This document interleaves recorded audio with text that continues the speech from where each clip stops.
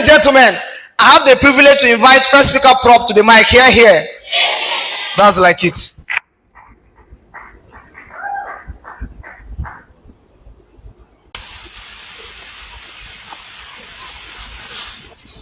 So I begin my speech in 3, 2, and 1.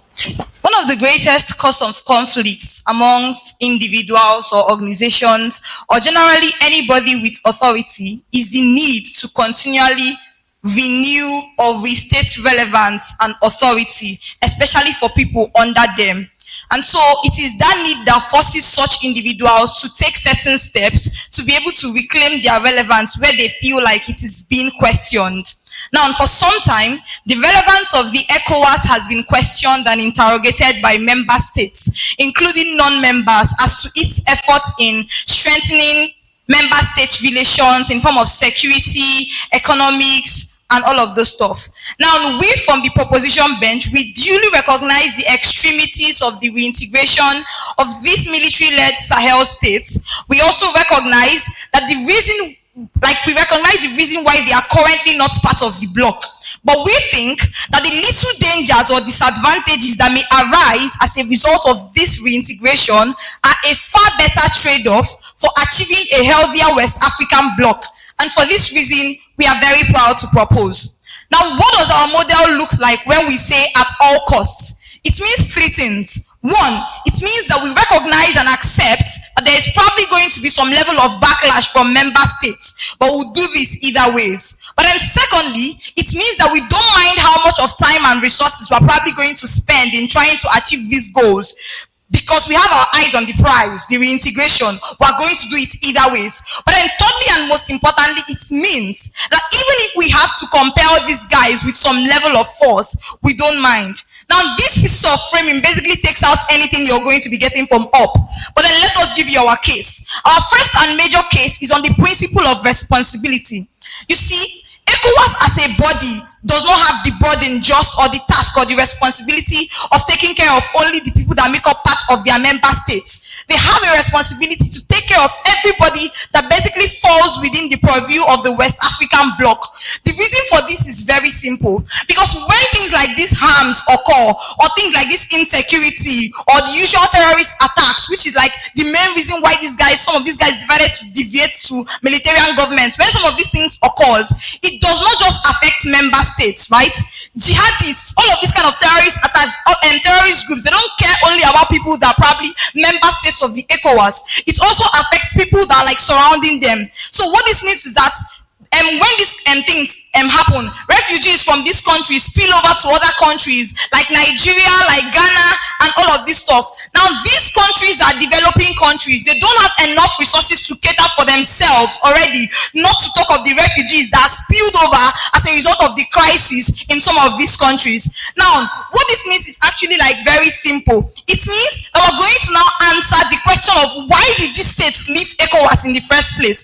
Now, it was simply because the level of protection they thought they were going to get from ECOWAS did not happen. These guys paid things like quota to the ECOMOG. They contributed their security guys to ECOMOG and all of these sort of things. And yet, these issues of terrorism and attacks still happened. And so, to them, ECOWAS had failed. Now, the reason why ECOWAS now has the incentive to want to do this reintegration is what I said in my opening remark, which is to try to restore and reintegrate their relevance among these states that have seen them as they have failed. But then, the problem is that these countries till now have not been able to achieve some of the reasons by which they were expelled, or why which they actually deviated from this ECOWAS in the first place. So now it becomes particularly unfair for ECOWAS to just fold their arms and not try to like help these countries or offer any help. And this is basically unfair for 3 major reasons. The first is that they have to maintain the ideological consistency that comes with their very existence. Already characterized to you what is the reason why these countries joined ECOWAS in the first place, and why they were able to contribute to ECOWAS, and then why they now think that ECOWAS has failed. It then means that there is an incentive for ECOWAS to want to restore their integrity in the faces of these guys by trying to maintain the ideological existence for which ECOWAS was created in the first place. But then secondly, they have to protect other member states and their citizens. Already characterized to you how the conflicts are happen in these countries are mostly cross-border countries that don't just affect these people. They have spillovers to members of like other countries and citizens. And so what this means is that ECOWAS now, even if they don't want to protect these particular people, for the sake of the innocent citizens of other countries that are going to be affected by this cross-border conflict, they actually have to intercede and reintegrate these guys into the bloc. But then thirdly and most importantly, they have to save their face. And that's why I started with something very important about the need for relevance. They can only do this by coming together to figure out the best ways to solve this particular issue. And that is why we believe that these guys should be reintegrated into the West African bloc. Very much proud to propose. Thank you very much, Madam Speaker. That's your time, 5 minutes. All right. Very quickly, let me welcome to the microphone and to the podium. First speaker side, opposition for their team case. Here. Ladies and gentlemen, here. So I will be starting my speech in SYZ. So panel, this motion is that this House will integrate the military-led Sahel states at all costs. We need to actually understand the background of these existing Sahel states. First thing exists is that these coups happened in these particular countries like Niger, Burkina Faso, and Mali. So this individual had like a military coup that existed, and then ECOWAS gave them sanctions, and then they were not able to comply with these sanctions and decided to create an alliance of Sahel states in existence in that particular instance. Why do we think that the model created by proposition is necessarily very bad? Well, proposition model tells us that they are most likely going to accept all backlash, and they are going to use all necessary forces that is existing in status quo to be able to accomplish that particular aim. But I'm going to show you why that particular model already flashed is already very much bad in status quo on 3 levels here. It's the first thing is that majority of these countries that are already in these Sahel states are already that's already doing so well after that they already took out from ECOWAS in that particular instance. But then secondly, I necessarily think that if these countries are most likely going to use cohesion, military interventions, because these things are most likely going to be 3 things, 2 things: military intervention, or they are most likely going to bring down their standards to be able to integrate these particular individuals in ECOWAS. But it becomes necessarily very bad because these countries in Sahel states already have a partnership with Russia, and then it becomes necessarily very bad because in the realities of the world today, countries in the Western world are most likely going to leverage that particular opportunity to explore these particular African countries, and then it becomes necessarily very bad because the backlash we get from that particular action is going to be worse than what proposition is advocating for in today's debate. And the next thing we also need to consider in today's debate is the fact that these particular individuals do not necessarily make these actions because they want to. These actions were made because they have the right to be able to associate with any particular organization they want to. So if proposition want to show us that in their first argument when they talked about the principle of responsibility, that their responsibility is to the members of, we tell you that their responsibility of ECOWAS is only to their member states and not to people that are already went out of ECOWAS. And then secondly is that even if these things exist, we necessarily tell you that even if this responsibility exists, it's only for their member states, and then this individual has the right to choose whether to stay in ECOWAS or not. First argumentation here, let's show you that how using military intervention or any force is to reintegrate these individuals will entirely worsen the whole issues, and then we're most likely not going to make this alliance of Saharan states to come back to ECOWAS. The first thing we need to understand is that this Saharan states is not just one. They are most likely going to have conventions or protocol that kind of bind them together, and they're most likely going to conjoin and then fight ECOWAS when ECOWAS counts for them.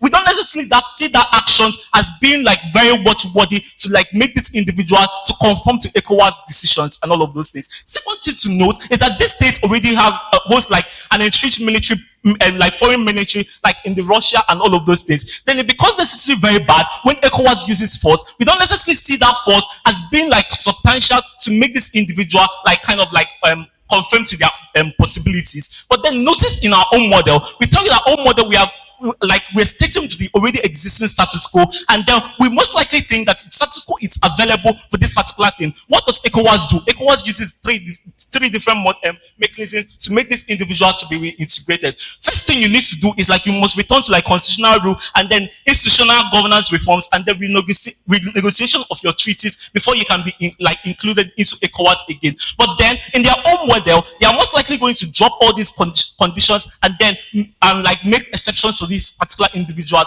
Then what this thing creates is that it's most likely going to cause more coups that exist in status quo, and this is not what we agree in today's debate. The next thing we also need to agree in my second argumentation is that the principle of sovereignty. We believe that sovereignty exists in most certain states, and then when ECOWAS decide to make use of force to make this individual to conform to their own modalities, it becomes necessarily very bad, because the legitimacy of that particular government is watered down, and this is what we think that the long-term credibility that exists in this ECOWAS will most likely not going to work with regards to proposition trying to defend the credibility of ECOWAS, becomes necessarily very bad. What have I been able to show you? I've been able to prove to you that the model of proposition on how they're going to use force and then make this individual conform to ECOWAS standards is going to be more and much better backlash from this ECOWAS, this Sahel states that is already out of ECOWAS. We tell you that principle of association exists. So if individuals decide to leave this particular thing, becomes necessarily very bad.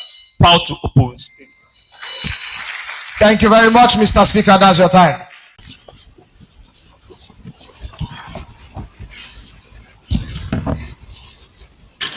All right, let's welcome, even though he's already there, Sergio with the rebuttals. Let's welcome second speaker side proposition for continuation of their team case. Here. Thank you. Okay, so I'm audible. So I'm going to start in 3, 2, 1. The problem with Ops World is that they don't show you how you guarantee protection for West Africans. They tell you that if we make a use of force, which is very lazy, right? Considering that we give you 3 models, but they base their rebuttals on one model. They're still going to show you why the only way we most likely achieve their word is through ours, right? What do they tell you in their model? They say that they are going to do things like make sure that these people surrender and come back to the democratic system of government. The problem with this is that these people are necessarily military juntas, right? So it means that they are very stubborn, and they most likely have no incentive to even come back to democracy. And that's where our third model becomes very functional, because it's only through the use of force that you can be able to return these people to democratic power and even make them core members of ECOWAS altogether.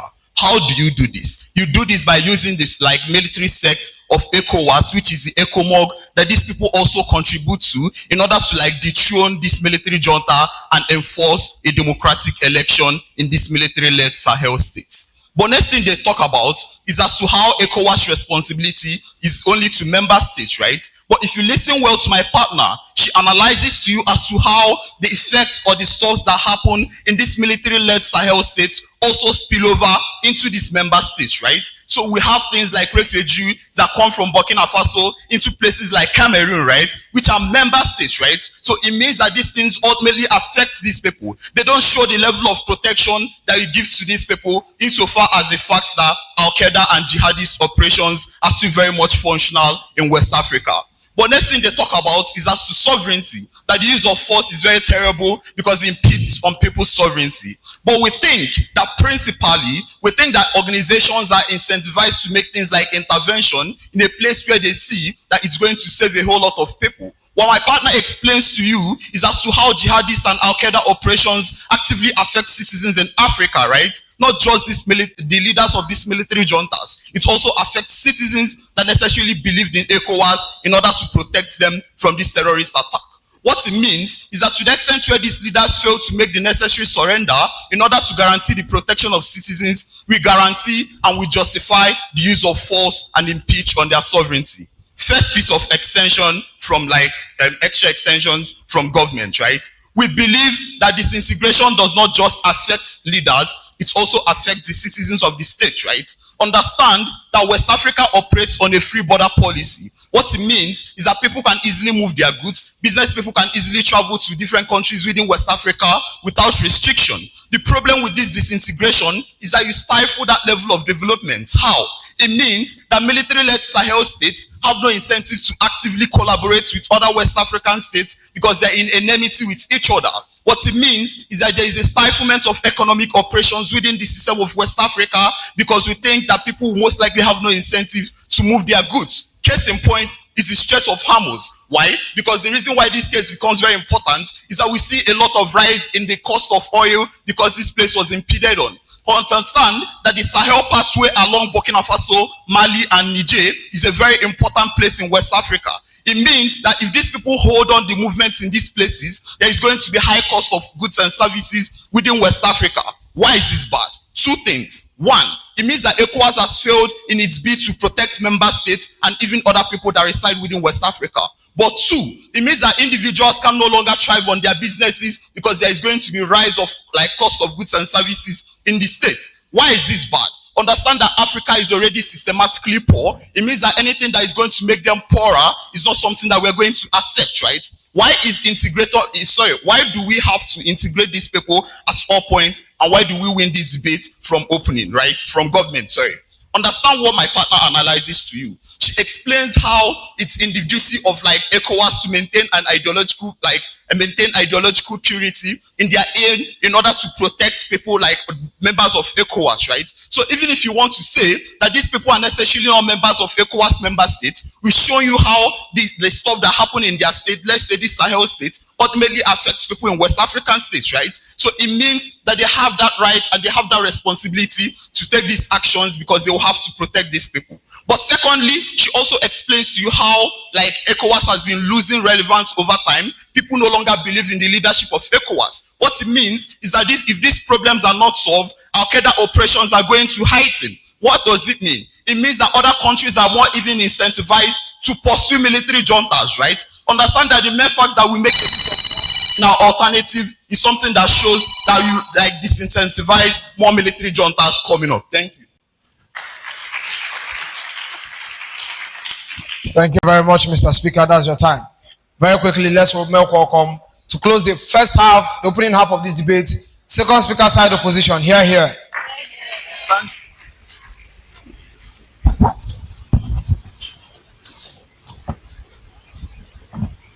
All right. I'll be starting my speech in 3, 2, 1. So, panel, I understand that Favor and Sergio mean well for the African community, but they fail to understand that when the disadvantages products are greater than the advantages, it is of no use to the society.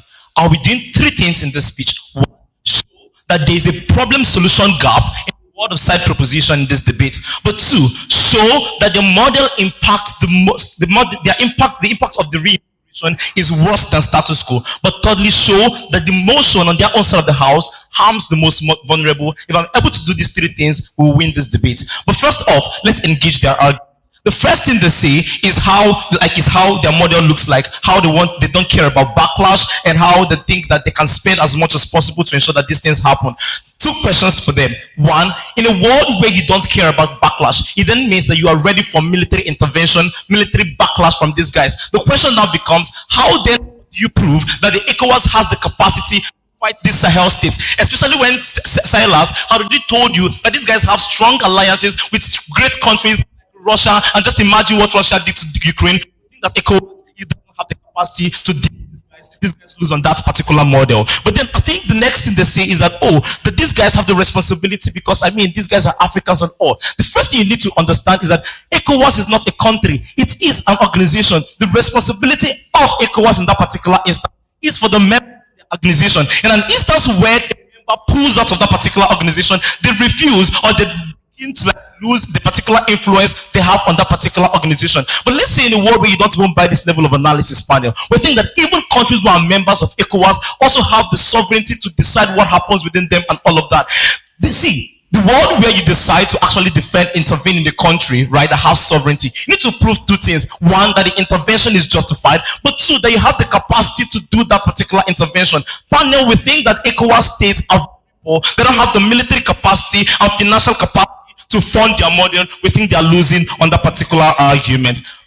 Having done this, let me move over into my extension, right? We think that we're going to take them at their best case scenario where they're willing to fight back and then do things like military intervention. We're going to prove why it's bad. We think that that is the first reason why military intervention is going to happen in the first place is that one, these leaders, like them mentioned, are hard-hearted. What that necessarily means is that they are less likely going to want to pull back in a world where you begin to fight against them. What that means is that these guys are less likely going to clamp down on the kind of counter attack they give you in a time when you do like a military intervention and all of that. But secondly, these guys already have military alliance with places like Russia, with proven why bad. But third, we think that these guys are selfish. They want to remain in power for a very long time. They're less likely going to give up power even in an instance where you decide to intervene in their particular country. We think that your model fails in that particular instance. Why is this?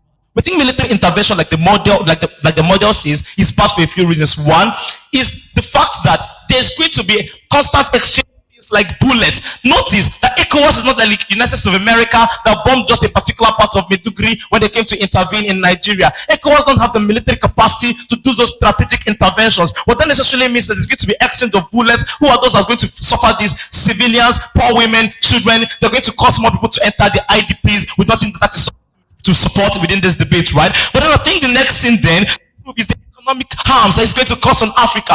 Panel, look at the intervention of Iran by the US. What did it happen? It blocked the Strait of Hormuz, and then at the end of the day, we had a hike in fuel price and all of that. What that necessarily means is that the alternative that the world is looking for when it comes to natural resources would then be Africa. When you cause a military intervention, you're going to destabilize Africa. You're blocking the opportunity from us in an instance where our alternative from Iran is Africa. We don't think that is a world where you mean well for Africa. Right? But then I think the third impact is that, see, at the end of the day, we have a lot of war merchants who are looking for opportunities of war to enter. This is like Akilda, like Hezbollah, and all of this kind of stuff. At a point where you open the floor for things like backlash and for military interventions to happen, you give these guys the opportunity to intervene. We don't necessarily think that the people who are going to suffer this are the people who made this laws. The people who are going to suffer this are the poor women, the defenseless children. We think that these are the people we care about more. From the side opposition, we think that they are losing this debate. Why? But they will win on skill. At the end of the day, they want to protect the few people within these few Sahel states. In our world, want to protect these bigger individuals, like the larger Africa, West Africa. Because when you attack a Sahel state, they're going to come back to attack the rest of Africa, right? But secondly, in a world where you actually want to intervene, the people who are going to be fighting, like I said, are not just the soldiers. Every other person is actually going to like feel the impact and all of that, right? But then I also think that they assume that the fact that the country isn't within the military state means that they are entirely bad. Panel, take a look at Burkina Faso. Burkina Faso had a military takeover. What happened? The country drastically became better. So the fact that the country is taken over by military doesn't mean that that country is entirely bad. They need to prove the otherwise in their world for them to win this debate. I'm very much proud to oppose.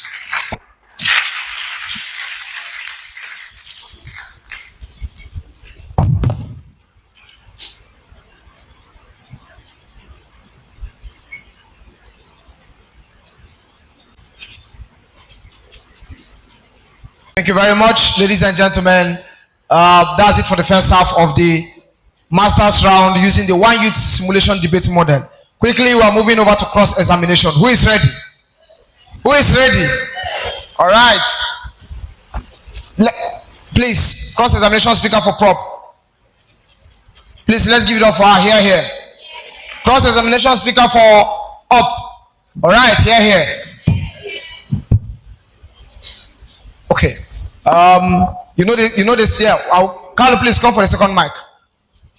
So you know the standard, the procedure. You have two minutes each to have an exchange of questions, and then you respond as well. As much as possible, let's keep them to close-ended questions, all right? And let's be very respectful. Thank you very much.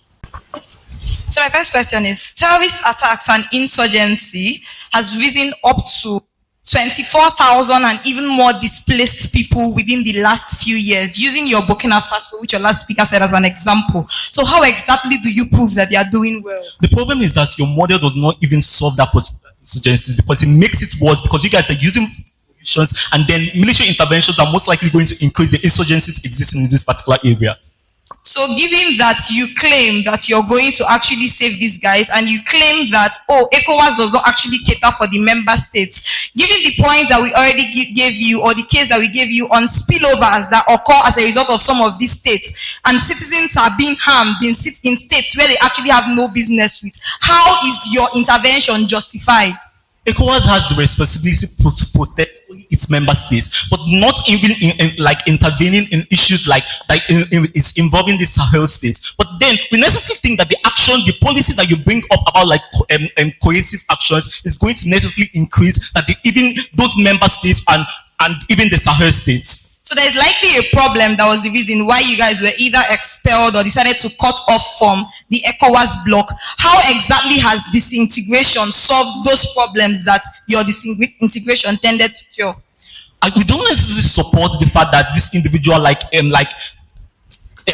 exempting themselves from ECOWAS, but we tell you that the model you use in it, trying to like integrate these people into ECOWAS is necessarily very bad, because cohesive actions are necessarily going to even affect the member states, because we tell you in our own side that even countries like in Western states, like we tell you that even this Sahel state is already in partnership with Russia. So that necessarily means that this military intervention are going to escalate and becomes a necessarily big war in this particular West African states. Finally, ECOWAS already has a pact with the West, and Sahel has a pact with Russia.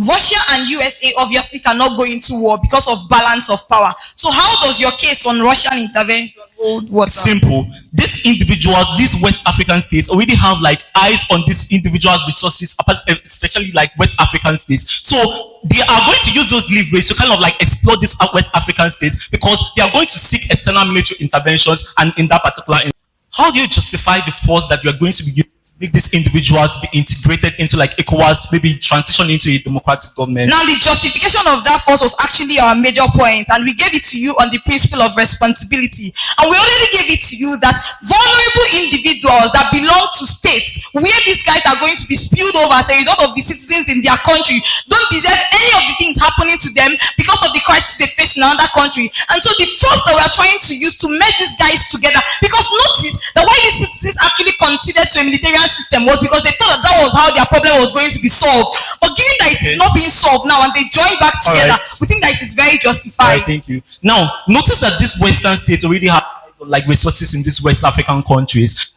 Most likely, these countries are going to be seeking external military interventions. Don't you think they are most likely going to resort to these foreign countries and then maybe try to exploit even vulnerable ones you are trying to Well, also notice that in answer to that, the disintegration of these countries from ECOWAS has to a very large extent to taking them away from the seat of bargaining power. So what that means is that some of these countries where they're supposed to have access to and develop their resources and all of those sort of things, they don't have access to that anymore because they are no more integrated in this particular block. Sovereign countries, sovereign states have like their decision, like joining any association or something like that. Sovereign states have their decision to make, but we know when it affects innocent citizens of other states. Thank you.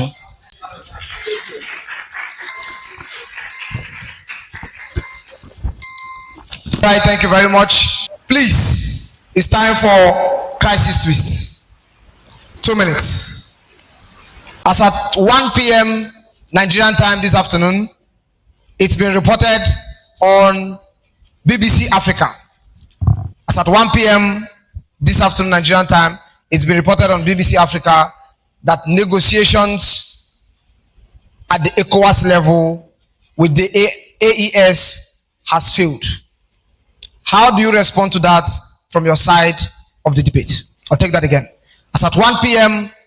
Nigerian time this afternoon, it's been reported on BBC Africa that negotiations on the ECOWAS table with the AES has failed. How do you respond to this from your side of the house? You have 2 minutes. All right, to wrap the team case and arguments for side proposition, first speaker is closing the round for them. You have 4 minutes, sir. Not 4 minutes. He said? He said I thought there is extra. Extra? 6 seconds. Of course, now that one is constant rule. Thank you. Okay, crisis twist, plot twist. I'm going to start in 3, 2, 1. So if negotiations with ECOWAS and AES fails, because ECOWAS has that responsibility to West Africa, what they can do is by offering incentives to AES to come back. What does this incentive look like? It looks like lessening the sanctions that they imposed on these people.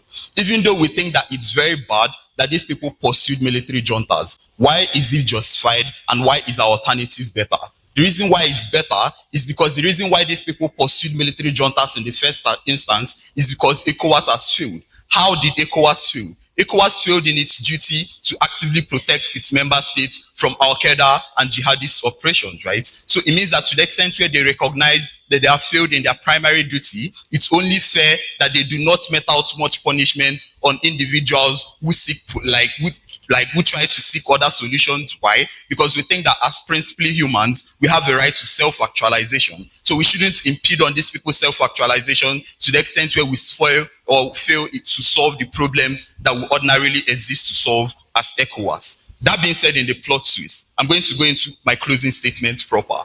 From this debate, we got 3 clashes. 1 is as to where you solve insurgency more. 2 is as to where ECOWAS maintains relevance, but 3 is as to where you are able to solve the problem of West African insurgency. The reason why we win on these 3 clashes is what I'm going to show you. Understand that opposition does not provide a model as to how you solve insurgency. They lie to you that Burkina Faso has been doing better. Over time, there has been increments in displaced persons within these AES states. Why? Because the Sahel pathway is a very important place for operation within this Al-Qaeda and jihadist territory, right? So it means that there is active war there. Take, for instance, Palestine and Hamas scenario, right? There is active bloodshed in those places. So they fail to provide the proper instance as to how they are doing well. How do we stop insurgency in our world from proposition? We do this how? Because we are better able to come together and combine intelligence. People around Burkina Faso, Mali, and Niger already have military intelligence, right? But they don't have the might. Why? Because the 3 of them combined were just able to provide 5,000 military personnel, right? So it means that the moment they are able to combine intelligence with ECOMOG, they are better able to solve problems of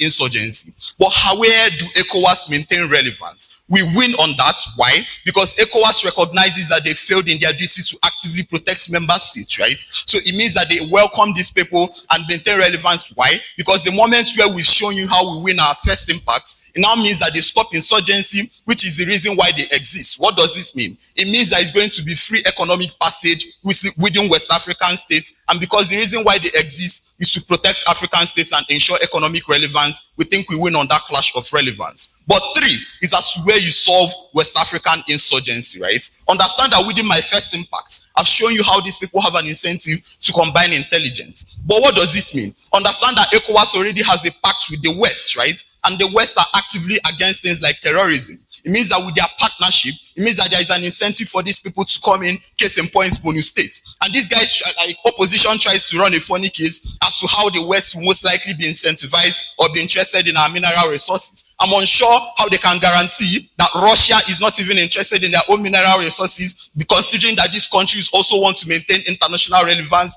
and trump as much as people as they can, right? So they have to prove the disincentive of Russia not to be even interested in things like uranium that exists within places like Burkina Faso and Mali. Why do we win these debates ultimately? The reason why ECOWAS exists and the reason why they should actively pursue this reintegration is because even when they owe their duties to West African states, even when they owe their duties to active member states of the ECOWAS, we've shown you how the action or the terrorist attacks that happen in West Africa doesn't just affect these AES people, it also affects active member states economically, security-wise, social-wise, and otherwise. And it means that to the extent where they all affect these people, the duty is not just member states, it should seclude to every member of West African states. Thank you. Thank you very much, Mr. Speaker. That's your time. Ladies and gentlemen, let's have the debate quickly. To the microphone, I invite closing statements from side opposition. Here.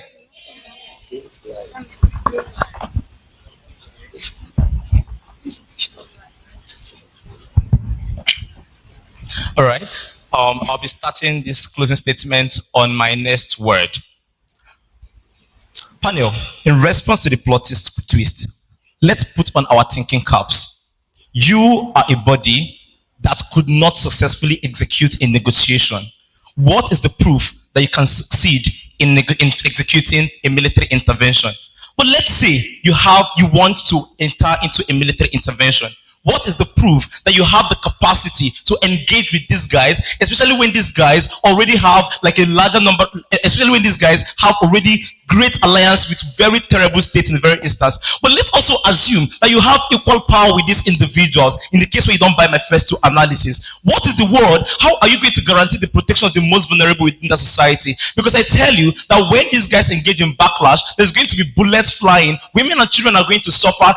These countries, ECOWAS states, are going to send soldiers to these warring nations, and they're going to send them to go and die just because of a cause that they're not even sure they're going to win in the first place. These soldiers come into these states and begin to even defile and rape young children within those particular states. People will think that the harms and the harms on their world is worse, and we don't think that they're able to prove that within that particular debate. The idea is simple. They want to solve insurgency. You cannot solve insurgency by being an insurgency.